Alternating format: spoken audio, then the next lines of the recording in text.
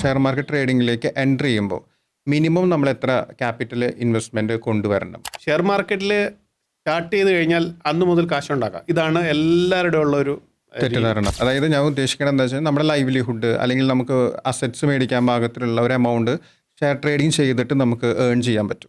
Direct ഈ യൂട്യൂബിലെ videos കണ്ടിട്ട് ഷെയർ ട്രേഡ് ചെയ്യാൻ പോകുന്ന ഒരാൾക്ക് ഇതൊരു ഗാംബ്ലിംഗ് തന്നെയാണ്. ഒരു പ്രൊഫഷണൽ ട്രേഡേഴ്സിനെ സംബന്ധിച്ചിടത്തോളം അവർ ഒരു ദിവസം ചെയ്യുന്ന ട്രേഡിൻ്റെ എണ്ണം അല്ലെങ്കിൽ പുതിയ ഒരാൾ വരുമ്പോൾ അവർ എത്ര ട്രേഡിൽ ഇത് നിർത്തണം? ഒരു പ്രൊഫഷണൽ ട്രേഡേഴ്സ് 2-3 ട്രേഡ് തന്നെയാണ് ഒരു ദിവസം എടുക്കുന്നത്. കൂടുതൽ അവർ ട്രേഡ് എടുക്കാറില്ല. സ്റ്റോപ്പ് ലോസ് എന്ന് പറയുന്ന ഒരു ടേമിനെ കുറിച്ച് ഞാൻ കേട്ടിട്ടുണ്ട്. അതായത് അതൊരു സേഫ്റ്റി മെഷറാണ്. ശരിക്ക് എന്താണ് ഈ സ്റ്റോപ്പ് ലോസ് എന്നുകൊണ്ട് ഉദ്ദേശിക്കുന്നത്? പലരും സ്റ്റോപ്പ് ലോസ് ഇടാതെ ചെയ്യുന്നവരുണ്ട്. അത് മറ്റേ ബ്രേക്ക് ഇല്ലാത്ത കാർ ഓടിക്കും പോലെയാണ്.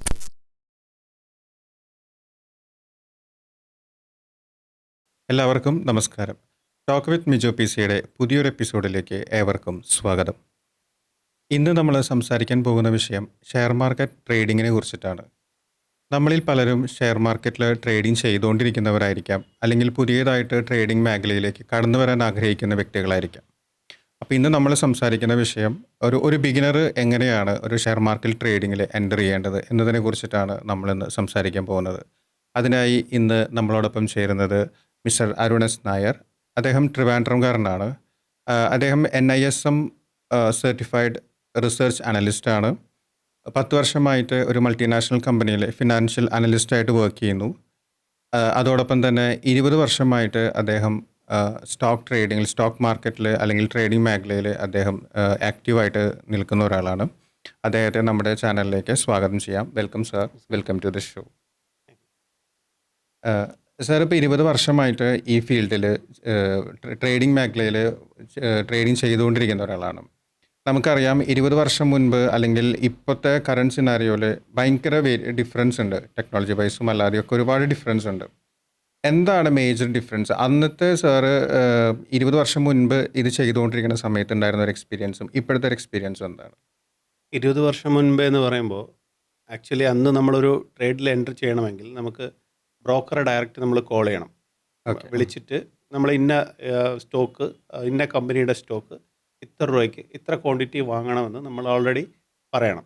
അതനുസരിച്ചാണ് അവരത് ട്രേഡ് ചെയ്യുന്നത്. ഈ ട്രേഡ് ചെയ്ത് കഴിഞ്ഞാൽ തന്നെ അപ്രോക്സിമേറ്റ്ലി 2 to 3 days കഴിഞ്ഞിട്ട് നമ്മുടെ ഡിമാറ്റ് അക്കൗണ്ടിലേക്ക് നമ്മൾ മേടിച്ച സ്റ്റോക്ക് അക്കൗണ്ടിലേക്ക് വരുള്ളൂ. ഓക്കെ. പക്ഷേ ഇന്നിപ്പോൾ ടെക്നോളജി വളരെയേറെ മാറി. ഇന്നിപ്പോൾ ഐ തിങ്ക് 2-3 മിനിറ്റുകൾ കൊണ്ട് തന്നെ നമുക്കൊരു ഡിമാറ്റ് അക്കൗണ്ട് ഓപ്പൺ ചെയ്യാൻ പറ്റും. അതുപോലെ 2-3 മിനിറ്റ് കൊണ്ട് തന്നെ അതിലേക്ക് ക്യാപിറ്റൽ നമുക്ക് ആഡ് ചെയ്യാൻ പറ്റും, ട്രാൻസ്ഫർ ചെയ്തതിന് ശേഷം ട്രേഡിങ്ങും സ്റ്റാർട്ട് ചെയ്യാൻ പറ്റും. അപ്പോൾ അത് ഇന്ന് വളരെ സിമ്പിളായി. പിന്നെ നെറ്റിൻ്റെ വേഗത അതൊരു വലിയ വ്യത്യാസമാണ് വരുത്തിയത്. പിന്നെ ടെക്നോളജി മാറിയതിന് ശേഷം ഇപ്പം അൽഗോരിതമിക് ട്രേഡിംഗ് വന്നിട്ടുണ്ട്. അതായത് നമ്മുടെ ഒരു ഹ്യൂമൻ ബീയിങ്ങിൻ്റെ ആവശ്യമില്ല. നമ്മളൊരു സ്ട്രാറ്റജി ഓൾറെഡി അതിനകത്ത് ഫീഡ് ചെയ്ത് സോഫ്റ്റ്വെയർ വഴി, പൈത്തൺ വഴി പോലെ പ്രോഗ്രാം ചെയ്ത് വെച്ച് കഴിഞ്ഞാൽ അത് ആക്ച്വലി അത് തന്നെ ട്രേഡ് ചെയ്തോളും. നമ്മളിപ്പം അവിടെ ഇരുന്നത് നോക്കേണ്ട ആവശ്യമില്ല. അങ്ങനെ ഒരു വലിയൊരു മാറ്റം ടെക്നോളജിയിൽ അന്നത്തെ അപേക്ഷിച്ച് ഇന്ന് ഒരുപാട് വന്നിട്ടുണ്ട്. അന്നൊരു IPOയ്ക്ക് നമ്മൾ ഷെയർ വാങ്ങണം എന്നുണ്ടെങ്കിൽ തന്നെ വലിയൊരു ഫോം, ഐ തിങ്ക് ഒരു ന്യൂസ് പേപ്പറിൻ്റെ അത്ര വലിപ്പമുള്ള ഒരു ഫോം മാനുവലി ഫില്ല് ചെയ്ത് അത് ബ്രോക്കറെ ഏൽപ്പിച്ചു. ബ്രോക്കർ അവിടെ കൊടുത്തു, അത് ലിസ്റ്റായി. പിന്നെ നമുക്ക് ഇതിനെപ്പറ്റി ഒന്നും അറിയാൻ പറ്റത്തില്ല. 1 മാസം കഴിയുമ്പോഴായിരിക്കും ബ്രോക്കർ വിളിച്ച് പറയുന്നത് അത് ആക്ച്വലി അത് നിങ്ങൾ 100 എണ്ണം ചോദിച്ചു, 50 എണ്ണേ കിട്ടിയിട്ടുള്ളൂ, നിങ്ങളെ അക്കൗണ്ടിലേക്ക് വന്നു എന്ന് പറയും. നമ്മൾ ഓൾറെഡി ഇതിന് വേണ്ട എമൗണ്ട് ചെക്ക് സൈൻ ചെയ്ത് ബ്രോക്കറെ ഏൽപ്പിച്ചിരിക്കണം. അതനുസരിച്ചിട്ടാണ് അവരത് ചെയ്യുന്നത്. ഒരു നല്ലൊരു വ്യത്യാസം വന്നിട്ടുണ്ട്. നല്ലൊരു വ്യത്യാസം. ഇന്നിപ്പോൾ നമുക്കൊരു ലാപ്ടോപ്പും ഒരു ഇൻ്റർനെറ്റ് കണക്ഷൻ ഉണ്ടെന്നുണ്ടെങ്കിൽ, അല്ലെങ്കിൽ ഒരു മൊബൈലും ഇൻ്റർനെറ്റ് കണക്ഷൻ ഉണ്ടെന്നുണ്ടെങ്കിൽ ആർക്കും ചെയ്യാവുന്ന ഒരു സാഹചര്യത്തിലേക്ക് എത്തി. അത് നമ്മൾ ഫിസിക്കലി അവിടെ പോകണമല്ലോ, ബ്രോക്കറുടെ അടുത്ത് പോയിട്ട് ചെയ്തിരുന്നു പോകണം. അല്ലെങ്കിൽ ഓൾറെഡി അവരിൽ അക്കൗണ്ട് ഉണ്ടെങ്കിൽ നമ്മൾ വിളിച്ചു പറയണം. കാരണം ഇപ്പോൾ വിളിക്കുമ്പോൾ അന്നുണ്ടായിരുന്ന ഒരു ബുദ്ധിമുട്ടെന്ന് പറഞ്ഞാൽ പലപ്പോഴും നമുക്ക് ഓൺലൈനായിട്ട് ഇത് വാച്ച് ചെയ്യാൻ തന്നെ ഉള്ളൊരു സൗകര്യം അന്ന് ഇല്ലായിരുന്നു. അപ്പം നമ്മൾ ഈ രാവിലെ ഹിന്ദു പോലുള്ള പത്രങ്ങളിൽ വരുന്ന ഇത് നോക്കിയിട്ടാണ് ഇതിൻ്റെ എന്ത് ഷെയർ എത്ര ക്വാണ്ടിറ്റി വാങ്ങണമെന്ന് പറഞ്ഞത്. പലപ്പോഴും ഞാൻ ഫേസ് ചെയ്തിട്ടുള്ളൊരു ബുദ്ധിമുട്ട്, വിളിക്കുമ്പോൾ മിക്കവാറും ബ്രോക്കറുടെ ഫോൺ എൻഗേജ് ആയിരിക്കും. അത് പണ്ട് ലാൻഡ് ഫോണാണ്. അപ്പം അത് വിളിക്കുമ്പോൾ എൻഗേജ് ആകുമ്പോൾ എപ്പോഴെങ്കിലുമൊക്കെ ആയിരിക്കും പുള്ളി നമ്മുടെ ഫോൺ അറ്റൻഡ് ചെയ്യുന്നതനുസരിച്ചാണ് പുള്ളി അത് വാങ്ങുക. ഓക്കെ. ഇപ്പോൾ സാർ, ഇപ്പോൾ നമ്മൾ പറഞ്ഞതുപോലെ 20 വർഷമായിട്ട് ഈ ഫീൽഡിൽ ചെയ്തുകൊണ്ടിരിക്കുന്ന ഒരാളാണ്. ഫസ്റ്റ് ട്രേഡ് ചെയ്ത സമയത്ത് നമുക്കൊരു പ്രോഫിറ്റ് ഉണ്ടായിരിക്കും, അല്ലെങ്കിൽ ലോസ് ആയിരിക്കാം. എപ്പോഴെങ്കിലും ഒരു പ്രോഫിറ്റോ ലോസോ ഈ ട്രേഡിംഗ് എക്സ്പീരിയൻസിൽ ഉണ്ടായിട്ടുണ്ടായിരിക്കും. ഇത് ഫസ്റ്റ് ടൈം സംഭവിച്ചപ്പോൾ എന്തായിരുന്നു എക്സ്പീരിയൻസ്? അതായത് ഒരു പ്രോഫിറ്റ് ഉണ്ടായി കിട്ടിയതിന് ശേഷം ഒരു ലോസ് സംഭവിച്ചപ്പോഴും എന്തായിരുന്നു രണ്ടിൻ്റെ ഒരു മൈൻഡ് സെറ്റ് എങ്ങനെയായിരുന്നു? ആക്ച്വലി ഐ തിങ്ക് 2001 2 ആണ് ഞാൻ ഈ ഫീൽഡിലേക്ക് വരുന്നത്. അന്ന് ഫാദർ IOBയുടെ IPO വന്നപ്പോൾ ഫാദർ എന്നെ ഒരു 10,000 തരികയും പെർ ഷെയർ 10 റുപ്പീസ് വെച്ചിട്ട് IPOയിൽ തന്നെ നമ്മൾ വാങ്ങുകയായിരുന്നു. ഈ വാങ്ങുമെന്ന് പറഞ്ഞാൽ ഈ IPO എന്തെന്നോ ഷെയർ മാർക്കറ്റ് എന്തെന്നോ അറിയത്തില്ല. അപ്പോൾ ഈ അക്കൗണ്ട്സ് മൊത്തം IOBയിലായിരുന്നത് കൊണ്ട് ആ ബാങ്കിൽ ഒരു ദിവസം അങ്ങോട്ട് പോയപ്പോൾ മാനേജറാണ് കൺവിൻസ് ചെയ്തത് ഇങ്ങനെ ഒരു ഷെയർ മാർക്കറ്റിൽ ഇങ്ങനെ ഒരു IPO വരുന്നുണ്ട്, വാങ്ങണം എന്ന് പറഞ്ഞിട്ട്. അങ്ങനെയാണ് വാങ്ങിച്ചത്. ഒന്നും അറിയാതെ വാങ്ങിച്ചു. അതൊരു 2 ഇയേഴ്സിനകത്ത് 10 റുപ്പീസിന് വാങ്ങിച്ച ഷെയർ 185 200 വരെ പോയി. തിരിച്ച് 185 ഇറങ്ങിയപ്പോൾ 185 ആയപ്പോൾ ഞാനത് വിറ്റു. അതായത് 1000 ഷെയർസ് ഉണ്ടായിരുന്നു. 1000 ഷെയർസ്, അതായത് 10 രൂപയ്ക്ക് മേടിച്ച ഷെയർ 185 വിറ്റു. 185 വിറ്റു വിത്തിൻ 2 ഇയേഴ്സ്. വിത്തിൻ 2 വർഷം. അപ്പം എനിക്ക് 1,85,000 ആയിരുന്നു അന്നത്തെ പ്രോഫിറ്റ്. ഈ 10,000 ഇൻവെസ്റ്റ് ചെയ്ത എമൗണ്ട് കഴിച്ചു കഴിഞ്ഞാൽ 175 എനിക്കന്നുണ്ടായിരുന്നു. അപ്പോൾ അത് ആക്ച്വലി അതൊരു ആശ്ചര്യമായിരുന്നു. കാരണം ഇത്ര ചെറിയ കാലയളവിൽ ഇത്രയും വലിയൊരു എമൗണ്ട് അന്ന് അത് കിട്ടുക എന്ന് പറഞ്ഞാൽ അതൊരു വലിയ കാര്യം തന്നെയായിരുന്നു. സന്തോഷം കൊണ്ട് തുള്ളിച്ചാടി എന്ന് തന്നെ പറയാം. അതിൽ കുറച്ച് എമൗണ്ട് എൻ്റെ പേഴ്സണൽ ആവശ്യത്തിന് എടുത്തിട്ട് ബാക്കി ഞാൻ വീണ്ടും ബ്രോക്കർ അഡ്വൈസ്, കാരണം എന്ത് ചെയ്യണമെന്ന് അറിയത്തില്ല അന്ന്, ബ്രോക്കറുടെ അഡ്വൈസ് പ്രകാരം പല ഷെയർസിലായിട്ട് ഞാനിത് വീണ്ടും റീഇൻവെസ്റ്റ് ചെയ്തു. അൺഫോർച്ചുനേറ്റ്ലി അതിൽ 90% ലോസായി. ചിലത് കമ്പനി തന്നെ പൂട്ടിപ്പോയി. അങ്ങനെ ഒരു സംഭവം ഉണ്ടായിട്ടുണ്ട്. അത് ഏകദേശം ഫുള്ളി പോയി എന്ന് തന്നെ പറയാം. വളരെ കുറച്ച് ഷെയർസ് മാത്രമാണ് റിട്ടേൺ തന്നത്. അത് ഈ നഷ്ടപ്പെട്ട പൈസയുടെ അത്ര പകുതി പോലും, കാൽഭാഗം പോലും എത്തിയില്ല ആ കിട്ടിയ റിട്ടേൺ. അപ്പോൾ ആക്ച്വലി ഞാൻ ഫ്രസ്ട്രേറ്റഡ് ആയി. അതുകൊണ്ടാണ് ഞാൻ ഒരു 6 മാസത്തേക്ക് പിന്നെ ടോട്ടലി ഷെയർ മാർക്കറ്റിൽ നിന്ന് വൈൻഡ് അപ്പ് ചെയ്തു വിട്ടു നിന്നു. അതായത് എനിക്കൊന്ന് 15 വർഷം ബാക്കിൽ, 15 വർഷം 15 20 വർഷത്തിന് പുറത്തുണ്ട്. 2001 2 3 ഈ കാര്യം സംഭവിച്ചത്. അപ്പോൾ ഞാൻ കുറച്ച് കാലം ഈ ട്രേഡിങ്ങിൽ നിന്ന് തന്നെ ഞാൻ ടോട്ടലി ഷെയർ മാർക്കറ്റിൽ നിന്ന് തന്നെ വിട്ടു നിന്നു. ഓക്കെ. ഇപ്പോൾ ഈ ഷെയർ മാർക്കറ്റ് ട്രേഡിങ്ങിലേക്ക് വരാൻ ആഗ്രഹിക്കുന്ന ഒരുപാട് പേരുണ്ട്. അപ്പോൾ അത് നമ്മൾ നോക്കുമ്പോൾ ഈ സോഷ്യൽ മീഡിയയിൽ നമുക്ക് ഒരുപാട് വീഡിയോസ് കാണാൻ പറ്റും. ഇപ്പോൾ അവർ ഉണ്ടാക്കിയ പ്രോഫിറ്റിനെ കുറിച്ചിട്ട് വന്ന് ഷെയർ മാർക്കറ്റിൽ ഡിസ്കസ് ചെയ്യുന്ന ഒരുപാട് പേരുണ്ട്. യൂട്യൂബിൽ വന്ന് പറയുന്നവരുണ്ട്, എനിക്ക് ഇത്ര ലക്ഷം കിട്ടി, പ്രോഫിറ്റ് കിട്ടി എന്നൊക്കെ പറഞ്ഞിട്ട്. അപ്പോൾ ശരിക്ക് പുതിയ ട്രേഡേഴ്സിൻ്റെയും ഒരു മോട്ടിവേഷൻ പോലെയാണ് ഇത് കാണുമ്പോൾ. ഓക്കെ, ഇത്രയും പൈസ അപ്പോൾ എനിക്കും ഉണ്ടാക്കാമല്ലോ എന്നുള്ള രീതിയിൽ. ശരിക്കും യഥാർത്ഥത്തിൽ നമുക്ക് ഷെയർ മാർക്കറ്റിൽ നിന്ന് പൈസ ഉണ്ടാക്കാൻ പറ്റുമോ? അതായത് ഞാൻ ഉദ്ദേശിക്കുന്നത് എന്താ വെച്ചാൽ നമ്മുടെ ലൈവ്ലിഹുഡ് അല്ലെങ്കിൽ നമുക്ക് അസറ്റ്സ് മേടിക്കാൻ പാകത്തിലുള്ള ഒരു എമൗണ്ട് ഷെയർ ട്രേഡിങ് ചെയ്തിട്ട് നമുക്ക് ഏൺ ചെയ്യാൻ പറ്റും? തീർച്ചയായിട്ടും പറ്റും. പക്ഷേ അതിന് നമ്മൾ വെൽ പ്രിപ്പയർഡ് ആയിരിക്കണം. നമുക്ക് ഇതിനെക്കുറിച്ചുള്ള ഡെപ്ത് ആയിട്ടുള്ളൊരു നോളജ് വേണം മസ്റ്റായിട്ട്. അതില്ലാതെ നമ്മൾ ഷെയർ മാർക്കറ്റിലേക്ക് പോയിട്ട് കാശ് ഉണ്ടാക്കാനിരുന്ന ചിലപ്പം ഇടുന്ന ക്യാപിറ്റൽ വൈപ്പ് ഔട്ട് ആവും എന്നുള്ളതല്ലാതെ വേറെ അതിൽ യാതൊരു ഗുണം ഉണ്ടാവാം. ഇതിൽ ഷെയർ മാർക്കറ്റിൽ നല്ലപോലെ ട്രേഡ് ചെയ്ത് കാശുണ്ടാക്കുന്ന എനിക്ക് തന്നെ പേഴ്സണലി പരിചയമുള്ള ഒരുപാട് പേരുണ്ട്. അതിൽ ഹൈലി റിച്ചായ കുറച്ച് പേരുണ്ട്. അവരിവിടുത്തെ കുറച്ച് ടാക്സേഷൻ്റെ പ്രശ്നം കാരണം ഇന്ത്യ വിട്ടിട്ട് ഇപ്പം എബ്രോഡിലാണ്. ഇവിടുത്തെ ടാക്സിൻ്റെ കുറച്ച് പ്രോബ്ലം ഉള്ളതുകൊണ്ട് അവരിപ്പം ആക്ച്വലി അവർ ഇന്ത്യൻ മാർക്കറ്റ് വിട്ടു. അവർ ഇപ്പോൾ ഫോറക്സിലൊക്കെയാണ് ചെയ്യുന്നത്. അവർ വെളിയിൽ സെറ്റിൽഡാണ്. ഇപ്പോഴും അവർ നല്ലപോലെ ഏൺ ചെയ്യുന്നുണ്ട്. അപ്പം അങ്ങനെ ചെയ്യാൻ പറ്റും. അവർ അത് വെച്ചിട്ട് അവർ അസറ്റും ക്രിയേറ്റ് ചെയ്തിട്ടുണ്ട്. ഓക്കെ. ശരിക്കും ഇതൊരു മൈൻഡ് സെറ്റ്, ഒരു ഗെയിം പോലെയാണ് ഈ ഷെയർ മാർക്കറ്റ് ട്രേഡിങ് ചെയ്യുന്നത് എന്ന് ഞാൻ കേട്ടിട്ടുണ്ട്. പലരും ഇത് എന്നോട് പറഞ്ഞിട്ടുണ്ട്, ഇതൊരു ഗാംബ്ലിംഗ് പോലെയാണ് എന്നൊക്കെ പറഞ്ഞിട്ടുണ്ട്. ശരിക്ക് ഗാംബ്ലിംഗ് തന്നെയാണോ ഈ ഷെയർ മാർക്കറ്റ് ട്രേഡിംഗ് എന്ന് പറയുന്നത്? അല്ല, ഒരിക്കലും അല്ല. ആക്ച്വലി ഒരു പഠിക്കാതെ, അതായത് ഷെയർ മാർക്കറ്റിനെ കുറിച്ച് ഇൻഡെപ്ത് നോളജ് ഇല്ലാതെ ഡയറക്റ്റ് ഈ യൂട്യൂബിലെ വീഡിയോസ് കണ്ടിട്ട് ഷെയർ ട്രേഡ് ചെയ്യാൻ പോകുന്ന ഒരാൾക്ക് ഇതൊരു ഗാംബ്ലിംഗ് തന്നെയാണ്. പുള്ളി എന്തർത്ഥത്തിൽ ഒരു സ്റ്റോക്കിൽ എൻ്റർ ആവും? വെറുതെ യൂട്യൂബിൽ വീഡിയോ കാണുന്നു, അപ്പോൾ അതുപോലെ പുള്ളി ചെയ്യുന്നു എന്നുള്ളത് മാത്രമേ ഉള്ളൂ. അത് ആക്ച്വലി ഒരു ഗാംബ്ലിംഗ് തന്നെയാണ്. പക്ഷേ ഷെയർ മാർക്കറ്റ് യഥാർത്ഥത്തിൽ ഗാംബ്ലിംഗ് അല്ല. പഠിച്ച് ചെയ്യുന്നവർക്ക് പ്രോഫിറ്റ് തന്നെയാണ്. അതിൽ നമുക്ക് ഇതിനകത്ത് ലോസ് എന്ന് പറഞ്ഞാൽ ആക്ച്വലി ഷെയർ മാർക്കറ്റിൻ്റെ കൂടെ ഉള്ളത് തന്നെയാണ്. നമുക്ക് ഒരിക്കലും അവോയ്ഡ് ചെയ്യാൻ പറ്റത്തില്ല. പക്ഷേ ഈ ലോസ് എങ്ങനെ ക്യാപിറ്റൽ വൈപ്പ് ആവാതെ സംരക്ഷിക്കാം എന്നുള്ളതിലാണ് യഥാർത്ഥത്തിൽ ഉള്ള ഈ ട്രേഡിങ്ങിൻ്റെ യഥാർത്ഥ രീതി എന്ന് പറയുന്നത്. അതൊരു ഗാംബ്ലിംഗ് ആയിട്ട് ഒരിക്കലും നമുക്ക് കണക്കൂട്ടാൻ പറ്റില്ല. ഇതിനൊരു ബിസിനസ്സായിട്ട് കണ്ടാൽ മതി. നമ്മളിതിനെ യഥാർത്ഥത്തിൽ ഒരു ബിസിനസ്സായിട്ട് കണ്ട് മുന്നോട്ട് പോകണമെങ്കിൽ അതാണ് ഏറ്റവും അതാണ് യഥാർത്ഥത്തിലുള്ള ഒരു മാർഗം. ഇതിന് കാശുണ്ടാക്കാൻ പറ്റുന്ന ഒരു മാർഗം അതാണ്. കാരണം നമ്മളൊരു ബിസിനസ് സ്റ്റാർട്ട് ചെയ്യാൻ വേണ്ടി ഒരുപാട് പ്രൊസീജിയേഴ്സ് ഉണ്ട്. ഷോപ്പ് എടുക്കണം, അതിനുള്ള അഡ്വാൻസ് കൊടുക്കണം. അതേപോലെ തന്നെ ഇതിൽ നമ്മൾ അത്രയും തന്നെ ഒരുപക്ഷെ അതിനേക്കാൾ കൂടുതൽ ഇതിനകത്ത് നമ്മൾ തയ്യാറെടുക്കേണ്ടതായിട്ടുണ്ട്. അതായത് സ്റ്റെപ്പ് ബൈ സ്റ്റെപ്പായിട്ട് തയ്യാറെടുത്തിട്ട് വേണം നമ്മളിതിനെ ചെയ്യാനായിട്ട്. തീർച്ചയായിട്ടും അത് നമുക്ക് മാനസികപരമായിട്ടുള്ള തയ്യാറെടുപ്പും വേണം, മാനസികപരമായിട്ടും വ്യക്തിപരമായിട്ടുള്ള തയ്യാറെടുപ്പുകൾ ആവശ്യമാണ്. ഓക്കെ. ഇപ്പോൾ നമ്മളുടെ സെബിയുടെ റിപ്പോർട്ട് പ്രകാരം, അല്ലെങ്കിൽ security exchange board of India, സെബിയുടെ റിപ്പോർട്ട് പ്രകാരം ഈ ഷെയർ മാർക്കറ്റ് ട്രേഡിങ് ചെയ്യുന്നവരിൽ ഒരു 90% ആളുകളും ലോസിലാണെന്നാണ് കണക്ക് പറയുന്നത്. എസ്പെഷ്യലി ഇൻട്രാഡേ പോലെയുള്ള ട്രേഡിങ്ങിൽ. ശരിക്ക് ഈ ട്രേഡിംഗ് എന്ന് പറയുന്നത് ഇത്ര അപകടകരമായിട്ടുള്ള ഒരു കാര്യമാണോ? ട്രേഡിങ് അപകടകരമല്ല. അങ്ങനെയാണെങ്കിൽ ആരും ട്രേഡിങ്ങിന് വരത്തില്ല. ട്രേഡിങ് അപകടകരമല്ല. നമ്മുടെ അറിവില്ലായ്മയാണ് നമ്മളെ അതിലുള്ള അപകടകരമായ ഒരു അവസ്ഥയിലേക്ക് കൊണ്ടെത്തിക്കുന്നത്. നമുക്കിതിനെക്കുറിച്ച് നല്ല നോളജ് ഇല്ല.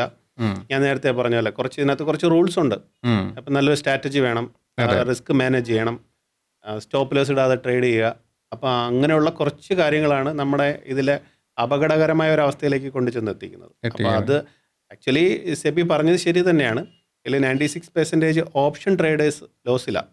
ഈ ഓപ്ഷൻ ട്രേഡ് ചെയ്യുന്നതിൽ 96% ആൾക്കാരും ലോസിൽ തന്നെയാണ്. വെറും 4% മാത്രമാണ് അതിൽ പ്രോഫിറ്റിൽ പോകുന്നത്.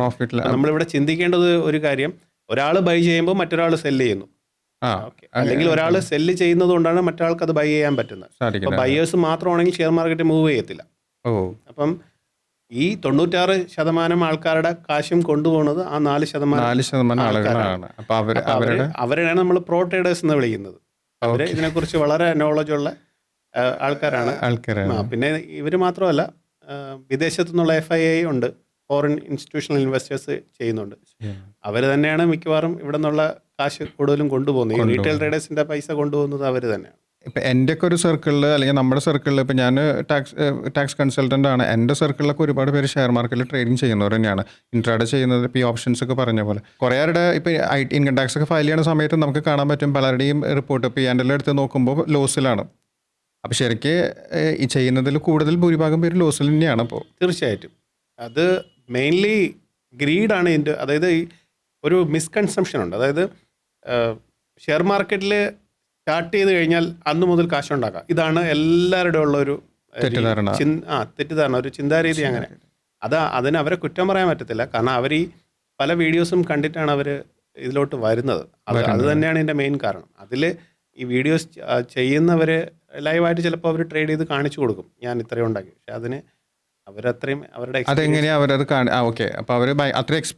തീർച്ചയായിട്ടും, കാരണം അവരും താഴേന്ന് വന്നവരായിരിക്കുമല്ലോ. അല്ലാതെ പെട്ടെന്ന് തന്നെ ഇപ്പം ഞാൻ തന്നെ ഒരുപാട് സ്ട്രഗിൾ ചെയ്തിട്ടുണ്ട്. എൻ്റെ ക്യാപിറ്റൽ 2 പ്രാവശ്യം വൈപ്പ് ഔട്ട് ആയിട്ടുണ്ട്. കംപ്ലീറ്റ്ലി വൈപ്പ് ഔട്ട് ആയിട്ടുണ്ട്. അന്ന് ഇത്രയും ടെക്നോളജി പോലും ഇല്ല. അപ്പം പിന്നെ ഇതിന് ശേഷം ഇടയ്ക്ക് ഞാനിത് സ്ട്രാറ്റജി തന്നെ കട്ട് ചെയ്ത് ഞാൻ കൊമോഡിറ്റിയിലേക്ക് പോയി. പിന്നെ അവിടെ നിന്ന് തിരിച്ച് വീണ്ടും ഷെയർസിലേക്ക് വന്നു. അവിടെ നിന്ന് പല ക്ലാസ്സിൽ ഞാൻ അറ്റൻഡ് ചെയ്തു. അങ്ങനെ തന്നെ കുറച്ച് പൈസ പോയി. അപ്പോൾ ഇതൊക്കെ എൻ്റെ നിന്നും വൈപ്പ് ഔട്ട് ആയിട്ടുണ്ട്. ഇതുപോലെ തന്നെയാണ് പലർക്കും സംഭവിക്കുന്നത്. പക്ഷേ ഈ ആക്ച്വലി ഈ സക്സസ്ഫുൾ ആയിട്ടുള്ള ആൾക്കാരെന്ന് പറഞ്ഞാൽ അവർ ഇത്രയും വർഷത്തെ എക്സ്പീരിയൻസ് കൊണ്ട് അവർ പഠിച്ചതും അവർ അതിൽ നിന്ന് നേടിയെടുത്ത അറിവും അവരുടെ ഓൺ സ്ട്രാറ്റജിയിൽ അവർ സ്റ്റിക്ക് ചെയ്തതും വെച്ചിട്ടാണ് അവർ ഈ ട്രേഡിൽ സക്സസ് ആവുന്നത്. അപ്പോൾ ഇത് ഈ കാണുന്ന ആൾക്കാർ അത് ശ്രദ്ധിക്കത്തില്ല. അവർ നോക്കുമ്പോൾ മറ്റവർ ഒരു ദിവസം 50,000 ഉണ്ടാക്കുന്നു, 10,000 ഉണ്ടാക്കുന്നു. എനിക്ക് 50,000 ഒന്നും വേണ്ട. എൻ്റെ കൂടെ പറഞ്ഞിട്ടുണ്ട്, എനിക്ക് 50,000 ഒന്നും വേണ്ട, ദിവസം ഒരു 1,500 രൂപ മതി എന്നുള്ളത് അങ്ങനെ ചിന്തിച്ചിട്ടാണ് അവർ പോകുന്നത്. പക്ഷെ അതിൻ്റെ ബാക്കിലുള്ള ഒരു ഇൻഡെപ്ത് എക്സ്പീരിയൻസ് ഇവർക്ക് അറിയില്ല. നമ്മളിപ്പോൾ പറഞ്ഞാലും അവർക്കത് ഉൾക്കൊള്ളാൻ പറ്റത്തില്ല. അവന് പറ്റുമെങ്കിൽ എന്തുകൊണ്ട് എനിക്ക് പറ്റത്തില്ല എന്നുള്ളതാണ്. ആ ഒരു മോട്ടീവിലാണ് മിക്കവാറും എല്ലാവരും ഇതിലേക്ക് വരുന്നത്. ഓക്കെ. ഇപ്പോൾ സാർ നേരത്തെ പറഞ്ഞു നമ്മളിതൊരു ബിസിനസ്സായിട്ട് കണ്ടാൽ മതി. അപ്പോൾ ബിസിനസ്സിന് ഒരുപാട് പ്രോസസ്സ് ഉണ്ടല്ലോ, ഒരു പ്രിലിമിനറി പ്രോസസ്സ് കുറച്ചധികം ഉണ്ട്. ഇപ്പോൾ ഈ ഷെയർ മാർക്കറ്റിലേക്ക് പുതിയതായിട്ട് വരാൻ ആഗ്രഹിക്കുന്ന ഒരു വ്യക്തികൾ, അല്ലെങ്കിൽ താല്പര്യമുള്ള വ്യക്തികൾ, അവർ ശ്രദ്ധിക്കേണ്ട കാര്യങ്ങൾ ഉണ്ട്. ഇപ്പോൾ ഈ പറഞ്ഞ ചെയ്യുന്നതിനേക്കാൾ മുൻപ്, ട്രേഡിങ്ങിൽ ചെയ്യുന്നതിനേക്കാൾ മുൻപ് അതുമല്ലെങ്കിൽ ഇപ്പോൾ ഇനിയിപ്പോൾ അവർ ട്രേഡിംഗ് ചെയ്തു തുടങ്ങി കഴിഞ്ഞാൽ ബിഗിനേഴ്സ് വരുത്തുന്ന കുറച്ച് മിസ്റ്റേക്സ് ഉണ്ട്. നോർമലി അവർ വരുത്തുന്ന ഒരു കോമൺ മിസ്റ്റേക്സ് എന്തൊക്കെയാണ്? അതിൻ്റെ കൂട്ടത്തിൽ തന്നെ ഞാൻ ചോദിക്കാൻ ആഗ്രഹിക്കുന്നത്, നമുക്ക് ഒരു ഷെയർ മാർക്കറ്റ് ട്രേഡിങ്ങിലേക്ക് എൻട്രി ചെയ്യുമ്പോൾ മിനിമം നമ്മൾ എത്ര ക്യാപിറ്റൽ ഇൻവെസ്റ്റ്മെൻറ്റ് കൊണ്ടുവരണം? ഇപ്പോൾ പുതുതായിട്ട് ഒരാൾ ഷെയർ മാർക്കറ്റിലേക്ക് വരുമ്പോൾ അവർ ആദ്യം ഷെയർ മാർക്കറ്റിനെ കുറിച്ച് വ്യക്തമായിട്ട് പഠിക്കുക. നല്ലൊരു കോച്ചിങ് സെൻറ്ററിൽ അല്ലെങ്കിൽ അതിനുള്ള ബുക്സ് വായിച്ചിട്ട്, അതിനിപ്പോൾ യൂട്യൂബിൽ അവൈലബിൾ ആണ്. അതിനെക്കുറിച്ച് നല്ല വ്യക്തമായിട്ട് അതിനെക്കുറിച്ച് എന്താണ് ഷെയർ മാർക്കറ്റ്, ഇത് എങ്ങനെയാണ് മൂവ് ചെയ്യുന്നത്, എന്താണ് ഡെറിവേറ്റീവ്സ്, ഇതിനെക്കുറിച്ച് വ്യക്തമായിട്ട് പഠിക്കുക. പഠിച്ചതിന് ശേഷം ഇപ്പം നമുക്കിപ്പം മുൻപത്തെ പോലെയല്ല. മുമ്പ് നമ്മൾക്കൊക്കെ പേപ്പർ ട്രേഡ് മാത്രം, നമ്മൾ പേപ്പറിൽ എഴുതി വയ്ക്കുക, അതെ. നമ്മൾ വാങ്ങിച്ചു എന്ന് സങ്കല്പിച്ച് എഴുതി വയ്ക്കും. അതാണ് പേപ്പർ ട്രേഡ് എന്ന് പറയുന്നത്. ഇപ്പം അതിനുവേണ്ടി മോക്ക് ട്രേഡ് ചെയ്യുന്ന സൈറ്റുകൾ അവൈലബിൾ ആണ്. ഐ തിങ്ക് ഒരു 400 എന്തോ മന്ത്ലി കൊടുത്തു കഴിഞ്ഞാൽ നമുക്ക് റിയൽ മാർക്കറ്റിൽ തന്നെ നമുക്കതിൽ ട്രേഡ് ചെയ്ത് പഠിക്കാം. ഓക്കെ, മോക്ക് ട്രേഡിംഗ് ചെയ്ത് പഠിക്കാൻ പറ്റും. ഓക്കെ, ഇന്ത്യൻ മാർക്കറ്റിലും അത് അവൈലബിൾ ആണ്. അതെ. അതിനുള്ള സൈറ്റുകൾ ഇപ്പോൾ അവൈലബിൾ ആണ്. അപ്പോൾ അവർക്ക് അതിൽ തന്നെ ചെയ്ത് പഠിക്കാം. അവർ നല്ലപോലെ പഠിക്കണം. അതിൽ അവരുടെ സ്ട്രാറ്റജി അവർ റൺ ചെയ്ത് നോക്കണം. അവർ ഒരു മാസമൊന്നും പഠിച്ചാലൊന്നും ആവത്തില്ല. കാരണം ഓരോ മാസവും ഓരോ രീതിയിലാണ് സ്റ്റോക്ക് മാർക്കറ്റ്, ഓരോ ദിവസവും ഓരോ രീതിയിലാണ് സ്റ്റോക്ക് മാർക്കറ്റ് പ്രവർത്തിക്കുന്നത്. അപ്പോൾ അത് പഠിക്കുക. പഠിച്ചതിന് ശേഷം CFD എക്സ്ചേഞ്ചസ് ഉണ്ട്. CFD എക്സ്ചേഞ്ചസ് എന്ന് പറഞ്ഞാൽ ഇന്ത്യയിൽ അത് ഇല്ലീഗലാണ്. പക്ഷെ നമുക്ക് എഡ്യൂക്കേഷൻ പർപ്പസിന് വേണ്ടി അത് യൂസ് ചെയ്യാം. നോർമലി ലോ പ്രകാരം അത് ഇല്ലീഗലാണ്. അതിൽ ഒരുപാട് അതിൻ്റെ ഒരു പ്രത്യേകത പറഞ്ഞാൽ ഒരുപാട് മാർജിൻ വേണ്ട, ചെറിയ മാർജിൻ. നമുക്കൊരു 1500 തന്നെ ഇതിനകത്ത് ട്രേഡ് ചെയ്ത് പഠിക്കാൻ പറ്റും. പക്ഷേ അത് പ്യൂർലി ഇല്ലീഗലാണ്. അപ്പം പഠിക്കാൻ വേണ്ടി മാത്രം, അതായത് ഒരു ഏണിംഗ് പർപ്പസ് അല്ലാതെ തീർച്ചയായിട്ടും പഠിക്കാൻ വേണ്ടി മാത്രം, ഏണിംഗ് പർപ്പസിന് യൂസ് ചെയ്യേണ്ട. കാരണം നമ്മൾ അതിൽ ഹ്യൂജ് ക്യാപിറ്റൽ ഇൻവെസ്റ്റ് ചെയ്ത് കഴിഞ്ഞാൽ ഇവർ ഇന്ത്യക്ക് വെളിയിൽ രജിസ്റ്റർ ചെയ്തിട്ടുള്ള CFD എക്സ്ചേഞ്ചസ് ആയിരിക്കും. അപ്പോൾ ഇവർ ഒരു ദിവസം ഇവർ പൂട്ടിയാൽ നമ്മുടെ ആ പൈസ മൊത്തം പോവും. നമുക്ക് ഇവർക്കെതിരെ ലീഗലി ഒരു ആക്ഷനും എടുക്കാൻ പറ്റത്തില്ല. സോ നമ്മൾ ചെറിയ എമൗണ്ട് ഇട്ടിട്ട് അതിൽ പഠിക്കുക. അതിൽ പഠിച്ചതിന് ശേഷം വ്യക്തമായിട്ട് ഒരു നല്ലൊരു അറിവ് വന്നതിന് ശേഷം മാത്രം റിയൽ ഷെയർ മാർക്കറ്റിലേക്ക് വരിക. അതിൽ ചെറിയ ക്യാപിറ്റൽ ഇട്ട് സ്റ്റാർട്ട് ചെയ്യുക. ചെറിയ ലോട്ടിൽ ചെറിയ ക്യാപിറ്റലിൽ സ്റ്റാർട്ട് ചെയ്ത് ഗ്രാജ്വലി അത് നമ്മുടെ സ്ട്രാറ്റജി വർക്ക് ചെയ്യുന്നതനുസരിച്ച് ലോട്ട് സൈസ് കൂട്ടുക, ക്യാപിറ്റൽ കൂട്ടി ലോട്ട് സൈസ് കൂട്ടി ഏണിംഗ് കൂട്ടി കൊണ്ടുവരിക. നല്ലൊരു പ്രിപ്പറേഷൻ വേണം ശരിക്കും, മെൻ്റലി ആൻഡ് ഫിസിക്കലിയും. ഷെയർ മാർക്കറ്റിനെല്ലാം പഠിച്ചിട്ട് നല്ലൊരു പ്രിപ്പറേഷൻ കൂടിയിട്ട് വേണം നമ്മൾ ഈ ഷെയർ മാർക്കറ്റ് ട്രേഡിങ്ങിലേക്ക് എൻ്റർ ചെയ്യാനായിട്ട്. അതെ തീർച്ചയായിട്ടും. ഓക്കെ, ഇപ്പോൾ ഷെയർ മാർക്കറ്റ് ട്രേഡിങ്ങിൽ ഇപ്പോൾ നമ്മൾ ഇൻട്രാഡേ പറഞ്ഞു, ലോങ് ടേം, ഷോർട്ട് ടേം, ഇങ്ങനെ പല രീതിയിലുള്ള സ്റ്റോക്ക് എക്സ്ചേഞ്ചസ് അല്ലെങ്കിൽ ട്രേഡിംഗ് നടക്കുന്നുണ്ട്. ശരിക്കും ഒരു ട്രേഡറിനെ സംബന്ധിച്ച് ഇതിൽ ഏത് ചെയ്യുന്നതാണ് ഏറ്റവും ലാഭകരം? ഇതിപ്പോൾ ഒരാൾ ഒരു മാരത്തോൺ ഓടുന്നു, വേറൊരാൾ 100 മീറ്റർ സ്പ്രിറ്റ് ഓടുന്നു, അടുത്തൊരാൾ ട്രക്കിങ്ങിന് പോകുന്നു. ഈ മൂന്ന് പേരും മുന്നോട്ട് തന്നെയാണ് പോകുന്നത്. പക്ഷെ 3 പേരുടെ വേഗവും രീതിയും വ്യത്യാസമുണ്ട്. അതുപോലെയാണ് ഇത് മൂന്നും. ഇപ്പോൾ ഒരു ലോങ് ടേം എന്ന് പറഞ്ഞാൽ ലോങ് ടേമിൽ ഇൻവെസ്റ്റ് ചെയ്യുന്ന പൊതുവേ എന്തെങ്കിലും ജോലിയുള്ള ആൾക്കാരാണ്. അപ്പോൾ അവർക്കൊരു ജോലിയുണ്ട്, അവർക്ക് എന്നും സ്റ്റോക്ക് മാർക്കറ്റ് നോക്കാൻ അവർക്ക് പറ്റത്തില്ല. അപ്പോൾ അവർക്ക് കുറച്ച് എമൗണ്ട് ഏതെങ്കിലും കമ്പനിയുടെ നല്ല ഫണ്ടമെൻ്റലുള്ള കമ്പനി നോക്കി അതിൽ ഇൻവെസ്റ്റ് ചെയ്ത് കഴിഞ്ഞാൽ ലോങ് ടേമിൽ അതൊരു വെൽത്ത് ജനറേറ്റ് ചെയ്യും. അതാണ് ലോങ് ടേം എന്ന് പറഞ്ഞാൽ. അപ്പം നമ്മളെപ്പോഴും അതിൻ്റെ ഫ്രണ്ടിൽ ഇരിക്കേണ്ട. പിന്നെ അതിൽ ഇന്നിപ്പം വേൾഡിൽ ഉള്ള വലിയ ഇൻവെസ്റ്റേഴ്സ് എല്ലാം വലിയ കമ്പനിയിൽ ഇൻവെസ്റ്റ് ചെയ്ത് കോടികൾ സമ്പാദിച്ച ആൾക്കാരാണ്. ഇൻട്രാഡേ ചെയ്ത് ആരും വലിയ കോടീശ്വരനായിട്ടുണ്ടെന്ന് എനിക്ക് തോന്നുന്നില്ല. കൂടുതലും തീർച്ചയായിട്ടും ലോങ് ടൈമിൽ തന്നെയാണ്. അതൊക്കെ നമുക്ക് ഈ കോമ്പൗണ്ടിങ് ഉണ്ടല്ലോ, കമ്പനി വളർന്നതനുസരിച്ച് ആ കോമ്പൗണ്ടിങ്ങിൻ്റെ ഇത് നമുക്ക് അതിൻ്റെ ബെനിഫിറ്റ് നമുക്ക് ഇതിൽ കിട്ടും. അതാണ് എൻ്റെ വ്യത്യാസം. ഡിവിഡൻഡ് കിട്ടും, ഷെയർ സ്പ്ലിറ്റ് ഉണ്ടാവും, ബോണസ് ഷെയർസ് ഉണ്ടാവും. അപ്പോൾ അതനുസരിച്ച് അതിൽ പല വ്യത്യാസങ്ങൾ വരും. പിന്നെ ഷോർട്ട് ടേം എന്ന് പറഞ്ഞു കഴിഞ്ഞാൽ ഇപ്പോൾ ക്വാർട്ടർലി റിസൾട്ട്, കമ്പനിയുടെ ക്വാർട്ടർലി റിസൾട്ടൊക്കെ വരുന്നതിന് മുമ്പേ, ഈ ഡിവിഡൻഡ് പ്രഖ്യാപിക്കുന്നതിന് മുമ്പേ ആ ഒരു മൂവ് ക്യാച്ച് ചെയ്യാൻ വേണ്ടി മാത്രം, അതായത് some days to weeks or months, അതാണ് ഷോർട്ട് ടേം എന്ന് പറയുന്നത്. അപ്പോൾ നമ്മളൊരു കമ്പനിയുടെ ഷെയർസ് ഹോൾഡ് ചെയ്യണമെങ്കിൽ തന്നെ 1, 2, 3 ദിവസം അല്ലെങ്കിൽ മാക്സിമം 2 ആഴ്ച അല്ലെങ്കിൽ ഒരു മാസം വരെ ഹോൾഡ് ചെയ്ത് ചെറിയൊരു ടൈമിൽ നമ്മുടെ ലാഭം എടുത്ത് മാറുന്നതാണ് ഷോർട്ട് ടൈം.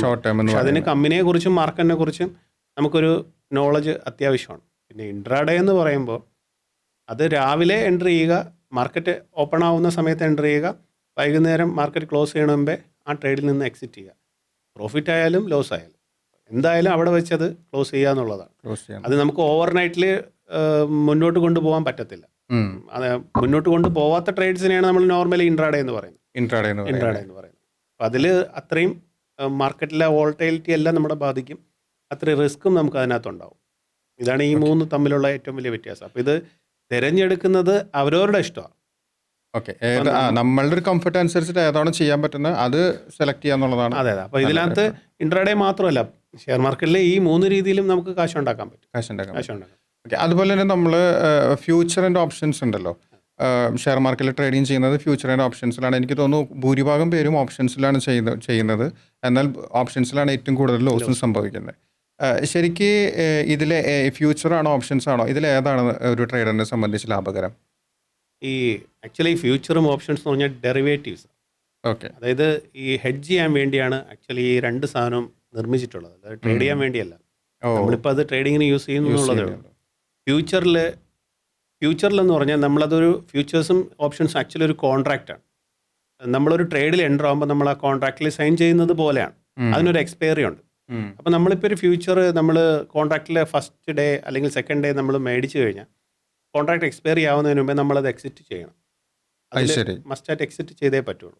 അതാണ് ഫ്യൂച്ചറിൻ്റെ ഒരു ഇത്. മാത്രമല്ല ഫ്യൂച്ചറിന് ഹൈ ക്യാപിറ്റൽ നീഡാണ്. ഇപ്പോൾ നിഫ്റ്റിയുടെ ഒരു ഫ്യൂച്ചർ വാങ്ങണമെങ്കിൽ ഐ തിങ്ക് 1,85,000 വേണ്ടി വരും. 1,85,000 വേണ്ടി വരും നിഫ്റ്റിയുടെ ഒരു ഫ്യൂച്ചർ നമുക്ക് എൻ്റർ ചെയ്യാൻ വേണ്ടി. പക്ഷേ അതേസമയം ഓപ്ഷൻസ് എന്ന് പറഞ്ഞാൽ സെയിം തന്നെയാണ്, കോൺട്രാക്റ്റ് തന്നെയാണ്. പക്ഷെ നമ്മളിവിടെ ഫുൾ എമൗണ്ട് കൊടുക്കുന്നില്ല, നമ്മൾ ചെറിയൊരു പ്രീമിയം മാത്രമേ അവിടെ കൊടുക്കുന്നുള്ളൂ ഓപ്ഷൻസിൽ.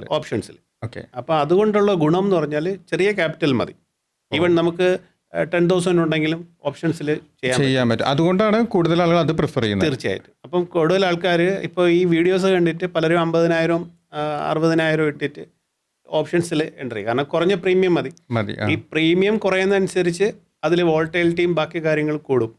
പിന്നെ ഓപ്ഷൻസിൽ ഡിക്കേ എന്ന് പറഞ്ഞൊരു സംഭവമുണ്ട്, തീറ്റ. അത് ഈ ഓപ്ഷൻസ് എക്സ്പയറി ആവുന്നതിന് എക്സ്പയറിക്ക് അടുത്ത് വരുമ്പോഴത്തേക്കും ഓപ്ഷൻസിൻ്റെ പ്രീമിയത്തിൽ ഡിക്കേ ഉണ്ടാവും. ഓപ്ഷൻ പ്രീമിയം കുറഞ്ഞു വരും.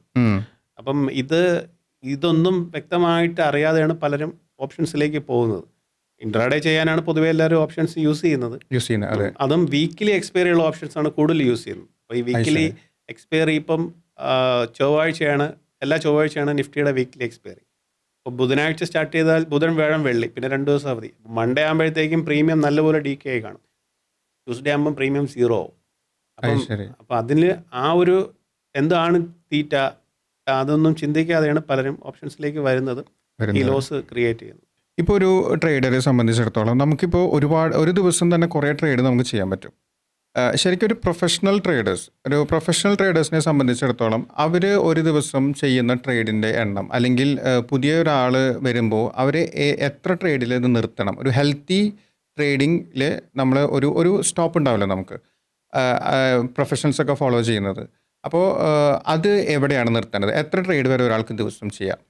ഈ ഒരു പ്രൊഫഷണൽ ട്രേഡറിനെ സംബന്ധിച്ച് അവർക്കൊരു ക്യാപിറ്റൽ ഉണ്ടാവുമല്ലോ. അപ്പോൾ അവർ ക്യാപിറ്റലിൻ്റെ ഒരു നിശ്ചിത ശതമാനമാണ് അവരുടെ ഒരു ദിവസത്തെ റിസ്ക് എന്ന് പറയുന്നത്. അതെ. അപ്പോൾ ഈ എത്ര ശതമാനം റിസ്ക് വെച്ചിട്ടാണ് ആ റിസ്കിനെ ഡിവൈഡ് ചെയ്താണ് അവർ ട്രേഡ് നോക്കുന്നത്.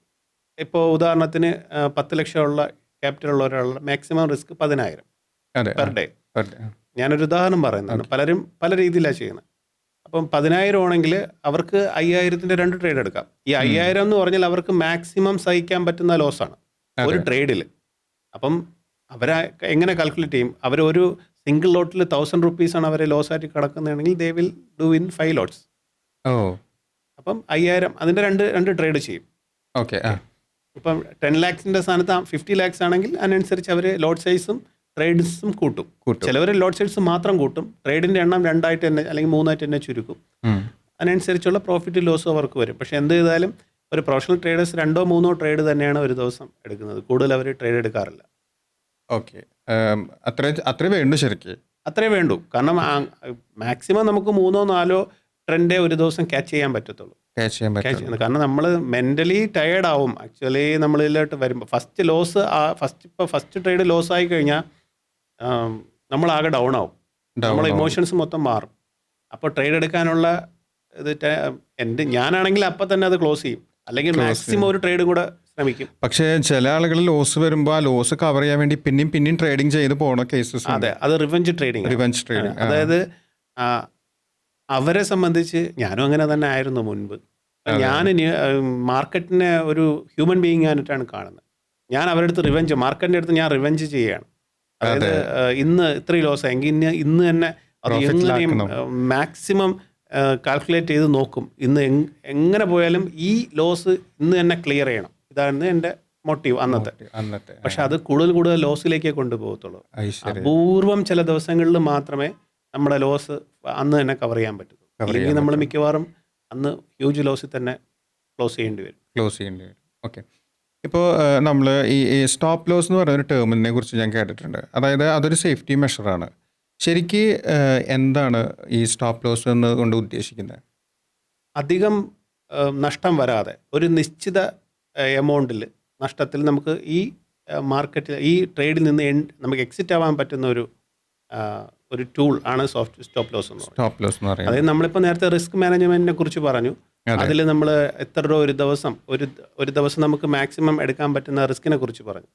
ആ ടൈം ആവുമ്പോൾ തന്നെ ഓട്ടോമാറ്റിക്കലി നമുക്ക് ഈ ട്രേഡിൽ നിന്ന് എക്സിറ്റ് ആവാൻ വേണ്ടി നമ്മൾ ഒരു എത്ര ലോസ് ആകുമ്പം അവിടെ വെച്ച് സ്റ്റോപ്പ് ചെയ്യാനും അവിടെ നിന്ന് എക്സിറ്റ് ചെയ്യാനും വേണ്ടി നമ്മൾ ഓൾറെഡി ഇട്ട് വയ്ക്കുന്നത്. അത് നമുക്ക് ട്രേഡിൽ എൻ്റർ ആകുമ്പോൾ തന്നെ നമുക്കത് കാൽക്കുലേറ്റ് ചെയ്യാൻ പറ്റും. അതാണ് അതിൻ്റെ ഏറ്റവും വലിയ പ്രത്യേകത. അപ്പോൾ അതിൽ നമ്മൾ ആ സ്റ്റോപ്പ് ലോസ് അവിടെ ട്രിഗർ ചെയ്യുക, അത് ഓട്ടോമാറ്റിക്കലി പ്രൈസ് ആ സ്പോട്ടിൽ വരുമ്പോൾ സ്റ്റോപ്പ് ലോസ് ട്രിഗർ ആവുകയും ആ ട്രേഡിൽ നിന്ന് നമ്മൾ എക്സിറ്റ് ആവുകയും ചെയ്യും. അപ്പോൾ നമ്മുടെ ഈ ഒരു ഹ്യൂജ് ലോസിൽ നിന്ന് നമ്മളെ രക്ഷിക്കുന്ന ഒരു കാര്യമാണ്, ഒരു ടൂളാണ്. ഒരു സേഫ്റ്റി മെഷർ തന്നെയാണ് തീർച്ചയായിട്ടും. കാരണം ഇത് പലരും സ്റ്റോപ്പ് ലോസ് ഇടാതെ ചെയ്യുന്നവരുണ്ട്.